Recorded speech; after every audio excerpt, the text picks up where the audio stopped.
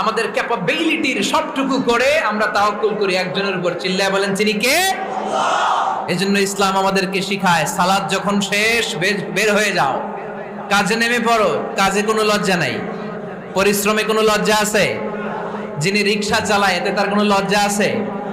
দিনমজুর, কুলি, ঠেলা গাড়ি চালায়, ছোট্ট ব্যবসা করে, এতে কোনো লজ্জা আছে? লজ্জা নাই। খেয়াল রাখবেন, লজ্জা হচ্ছে অলসতায়। লজ্জা কিসে?